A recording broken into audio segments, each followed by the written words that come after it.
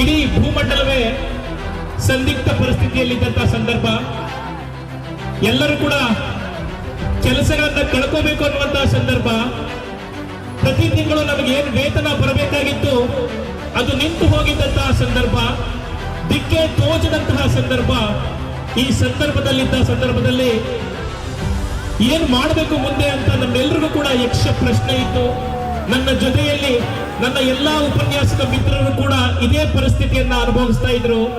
ಈ ಸಂದರ್ಭದಲ್ಲಿ ಆತ್ಮೀಯ ಸ್ನೇಹಿತರು, ನನ್ನ ಅಣ್ಣ ರವಿ ಸರ್ ಅವರು ಮತ್ತೆ DN ನಟರಾಜ್ ಅವರು ಬಂದು ಒಂದು ಆಲೋಚನೆಯನ್ನ ನಮ್ಮ ತಲೆಗೆ ಹುಟ್ಟು ಹಾಕ್ತಾರೆ. ನಾವ್ ಯಾಕೆ ಪದವಿ ಪೂರ್ವ ಕಾಲೇಜನ್ನ ಪ್ರಾರಂಭ ಮಾಡಬಾರದು? ನಮಗೆ ಆ ಶಕ್ತಿ ಇದೆ, ಆ ಶಕ್ತಿಯನ್ನ ನಾವು ಬಳಸ್ಕೊಂಡು ಯಾಕೆ ಈ ಕೊರಟಗೆರೆ ತಾಲೂಕಿನಲ್ಲಿ ಅತ್ಯುನ್ನತ ಶ್ರೇಷ್ಠವಾದಂತಹ ಕಾಲೇಜನ್ನ ಮಾಡಬಾರದು ಅಂತ ಹೇಳಿ ಆಲೋಚನೆಯನ್ನ ಹುಟ್ಟಾಕಿದಾಗ ಸ್ನೇಹಿತರಾದಂತಹ ಅಜಯ್ ಸರ್ ಅವ್ರನ್ನ ಕೇಳ್ಕೊಂಡ್ವಿ. ಹೌದು, ಮಾಡೋಣ ಅಂತ ಹೇಳಿ ನಾವೆಲ್ಲರೂ ಒಟ್ಟಾದ್ವಿ. ಒಳ್ಳೆ ಕಾರ್ಯವನ್ನ ಮಾಡಬೇಕಾದ್ರೆ ಎಲ್ಲರೂ ಕೂಡ ಒಂದಾಗ್ತಾರಂತೆ ಅನ್ನೋ ರೀತಿಯಲ್ಲಿ ನಾವೆಲ್ಲರೂ ಒಂದಾಗಿ ಮೀನಾ ಸರ್ ಅವ್ರನ್ನ ವಿನಮ್ರವಾಗಿ ಕೇಳ್ಕೊಂಡ್ವಿ, ನಮಗೊಂದು ಚಾನ್ಸ್ ಕೊಡಿ, ಈ PU ಕಾಲೇಜನ್ನ ನಡೆಸೋದಕ್ಕೆ ಒಂದು ಅವಕಾಶವನ್ನ ಕೊಡಿ ಅಂತ ಕೇಳ್ಕೊಂಡಾಗ ಮೀನಾ ಸರ್ ಅವರು ನಮ್ಮ ಮೇಲೆ ನಂಬಿಕೆಯನ್ನ ಇಟ್ರು. ಹೌದು, ನೋಡೋಣ, ನಿಮ್ಗೊಂದು ಚಾನ್ಸ್ ಕೊಡ್ತೀನಿ. 17 ಜನ ವಿದ್ಯಾರ್ಥಿಗಳಿದ್ದಂತಹ ಪ್ರಿಯದರ್ಶಿನಿ ಪದವಿ ಪೂರ್ವ ಕಾಲೇಜನ್ನ ನೀವು ನಡೆಸ್ಕೊಂಡು ಹೋಗಿ ಅಂತ ಹೇಳಿ ನಮ್ಮ ಎಲ್ಲರ ಮೇಲೂ ನಂಬಿಕೆಯನ್ನ ಇಟ್ಟು ಮೀನಾ ಸರ್ ಅವರು ನಮ್ಮೊಂದು ಅವಕಾಶವನ್ನ ಮಾಡಿಕೊಟ್ರು. ನನ್ನ ಎಲ್ಲಾ ಸಹೋದ್ಯೋಗಿ ಮಿತ್ರರು ಹಗಲು ಮತ್ತು ಇರುವಂತೆ, ಮಳೆ ಮತ್ತು ಚಳಿಯಂತೆ, ಗಾಳಿಯಂತೆ ಇಡೀ ತಾಲೂಕನ್ನು ಕೂಡ ಸುತ್ತಿ ಮೊದಲನೇ ಶ್ರಾವಣ ಶನಿವಾರದಂದು ನಾವು ಕಾಲೇಜನ್ನ ನಾವೇ ಎಲ್ಲ ಲೆಕ್ಚರರ್ಸು ಕಸನ ಗುಡಿಸಿ ಪ್ರಾರಂಭ ಮಾಡಿದ್ವಿ. ಕೊನೆ ಶ್ರಾವಣ ಶನಿವಾರದಷ್ಟೊತ್ತಿಗೆ ನಮ್ಮ ಕಾಲೇಜ್ನಲ್ಲಿ 400 ಅಡ್ಮಿಷನ್ಸ್ ಆಗಿತ್ತು. That is the greatness of Priyadarshini college. ಈ ಅದ್ಭುತ ಸಾಧನೆ ಹೇಗಪ್ಪ ಆಯ್ತು ಅಂತಂದ್ರೆ, ಮನಸ್ಸಿದ್ದಂತೆ ಮಾರ್ಗ. ನೀವು ಮನಸ್ಸು ಮಾಡಿ ಯಾವುದೇ ಕೆಲಸವನ್ನ ಯಾವುದೇ ಕೆಲಸವನ್ನ ಮಾಡಿ ಪ್ರಜ್ಞಾಪೂರ್ವಕವಾಗಿ ಚಿಂತನೆಯನ್ನ ಮಾಡಿ ನೀವು ಅನ್ಕೊಂಡಿದ್ದನ್ನ ಸಾಧಿಸ್ತೀರಾ ಅನ್ನೋದಕ್ಕೆ ಪ್ರಿಯದರ್ಶಿನಿ ಕಾಲೇಜ್ ಬೆಸ್ಟ್ ಎಕ್ಸಾಂಪಲ್. ಈ ರೀತಿ ಪ್ರಿಯದರ್ಶಿನಿ ಕಾಲೇಜನ್ನ ನಾವೆಲ್ಲರೂ ಕೂಡ ಸೇರ್ಕೊಂಡು ಪ್ರಾರಂಭವನ್ನ ಮಾಡಿದ್ವಿ. ಅವತ್ತು ಎಲ್ಲಾ ಪೋಷಕರು ನಮ್ಮ ಮೇಲೆ ನಂಬಿಕೆಯನ್ನ ಇಟ್ಟು, ಎಸ್ ಮಾಸ್ಟರ್, ನೀವು ತುಂಬಾ ಚೆನ್ನಾಗಿ ಮಕ್ಕಳನ್ನ ನೋಡ್ಕೊಳ್ತೀರಾ, ನಮ್ಮ ಮಕ್ಕಳನ್ನ ನಿಮ್ಮ ಹತ್ರಕ್ಕೊಂದು ಅಡ್ಮಿಷನ್ ಮಾಡ್ತೀವಿ ಅಂತೇಳಿ ದಾಖಲಾತಿಯನ್ನ ಮಾಡಿಕೊಟ್ರು. ಈ ಒಂದು ನಂಬಿಕೆಗೆ ಎಳ್ಳಷ್ಟು ಚ್ಯುತಿ ಬಾರದ ರೀತಿಯಲ್ಲಿ ನಿತ್ಯವೂ ಕೂಡ ಮಾಘ ಮಾಸದ ವ್ರತವನ್ನ ಹೇಗೆ ಆಚರಿಸ್ತಾರೋ ಅದೇ ರೀತಿಯಲ್ಲಿ ನಾವು ಪ್ರತಿನಿತ್ಯನೂ ಕೂಡ ಶಿಕ್ಷಣ ಅನ್ನುವಂತಹ ವ್ರತವನ್ನ ಆಚರಿಸ್ತೀವಿ. ಅದಕ್ಕೆಲ್ಲವೂ ಕಾರಣ ನನ್ನ ಉಪನ್ಯಾಸಕ ಮಿತ್ರರು ಮತ್ತು ಅಜಯ್ ಸರ್ ಅವರು ಮತ್ತೆ ಮೀನಾ ಸರ್ ಅವರು ಮತ್ತೆ ಪೋಷಕರು. ಇದರ ಪ್ರತಿಫಲವಾಗಿ ಅದೇ ವರ್ಷ ನಾವು ಕೊರಟಗೆರೆ ತಾಲೂಕಿಗೆ ಟಾಪರ್ ಅನ್ನ ಕೊಟ್ವಿ. ಯಾವತ್ತು ನಾವು 2020 ಕಾಲೇಜನ್ನ ಪ್ರಾರಂಭ ಮಾಡಿದ್ವು, ಅದೇ ವರ್ಷ ಇಡೀ ತಾಲೂಕಿಗೆ ಟಾಪರ್ ಅನ್ನ ಕೊಟ್ವಿ.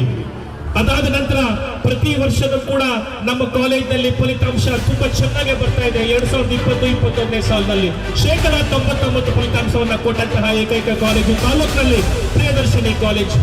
2021-22ನೇ ಸಾಲಿನಲ್ಲಿ ಮತ್ತೆ 99%, 2023 ಮತ್ತೆ 24ನೇ ಸಾಲಿನಲ್ಲಿ ಅಂದ್ರೆ ಕಳೆದ ಸಾಲಿನಲ್ಲಿ ನಮ್ಮ ಮನಸ್ಸಿನಲ್ಲಿ ಒಂದು ಆಲೋಚನೆ ಹುಟ್ಟುಕೊಂತು, ಯಾಕೆ ಕೊರಟಗೆರೆ ತಾಲೂಕಿನಲ್ಲಿ ನಾವು ಸ್ಟೇಟ್ ರ್ಯಾಂಕಿಂಗ್ ಅನ್ನು ತೆಗೆಸಬಾರದು? ಏನ್ ನಮ್ಗೆ ನ್ಯೂನತೆ ಇದೆ? ಈ ಪ್ರಶ್ನೆಯನ್ನ ನಾವು ಮಾಡ್ಕೊಂಡ್ವಿ. ಇದಕ್ಕೆ ಸಂಬಂಧಪಟ್ಟಂತೆ ಪೋಷಕರೆಲ್ಲರೂ ಕೂಡ ಸಹಕಾರವನ್ನು ಕೊಟ್ಟರು. ಈ ಐಡಿಯಾ ನಮ್ಮ ತಲೆಗೆ ಬಂದಂಗೆನೆ ಮ್ಯಾನೇಜ್ಮೆಂಟ್ ಅವರ ಹತ್ರ ಇದ್ರ ಬಗ್ಗೆ ಚರ್ಚಿಸಿ ಸೂಕ್ತವಾದಂತಹ ಒಂದು ಅವಕಾಶವನ್ನ ನಾವು ಕೇಳ್ಕೊಂಡು ಅದಕ್ಕೆ ಸಪೋರ್ಟ್ ಅನ್ನ ಮಾಡಿದ್ವಿ. ಅದರ ಪ್ರತಿಫಲವೇ ನಾವು ಕನಸ್ಕೊಂಡಿದ್ದು ನಿಜ ಆಯ್ತು. ಟಾಪ್ 10 ನಮ್ಮ ಕಾಲೇಜ್ ಬಂತು. ಕಾಮರ್ಸ್ ಅಲ್ಲಿ ಟಾಪ್ 10 ಸ್ಟೇಟ್ಗೆ ಕೊಟ್ಟಂತಹ ಕಾಲೇಜು ನಮ್ಮ ಪ್ರಿಯದರ್ಶಿನಿ ಕಾಲೇಜು. ಇದಾದ ನಂತರ ಈ ವರ್ಷದ ಕೂಡ ಅಷ್ಟೇ ನನಗನ್ಸುತ್ತೆ, ಯಾಕೆ ನಾವು ಟಾಪ್ 1 ಆಗಬಾರದು? ರಾಜ್ಯದಲ್ಲಿ ಕನಸು ಕಾಣೋದಕ್ಕೆ ಏನ್ ಅವಶ್ಯಕತೆ? ಕನಸು ಕಾಣೋದಕ್ಕೆ ನಮ್ಗೇನ್ ಬಡತನ ಇದೆ? ಯಾಕೆ ಕನಸು ಕಾಣಬಾರ್ದು? ಗ್ರಾಮೀಣ ಭಾಗದ ವಿದ್ಯಾರ್ಥಿಗಳು ರಾಜ್ಯದ ಅತ್ಯುನ್ನತ ಮೆಡಿಕಲ್ ಕಾಲೇಜಲ್ಲಿ ಯಾಕೆ ಸೀಟ್ ಗಿಟ್ಟಿಸಬಾರದು?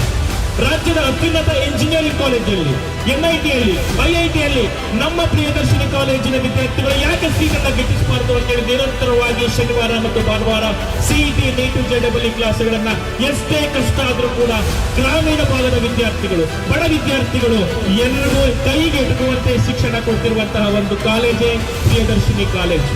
ನಾನು ಕೊನೆಯದಾಗಿ ಹೇಳ್ತಾ ಇದ್ದೀನಿ ವಿದ್ಯಾರ್ಥಿಗಳೇ, ನಾನು ನಂಬಿರುವಂತಹ ಧರ್ಮ ಒಂದು, ಒತ್ತಿನ ತುತ್ತಿನಿಂದ ವಂಚಿತರಾದರೂ ಚಿಂತೆ ಇಲ್ಲ, ಸಾವು ಆಗೋದಿಲ್ಲ.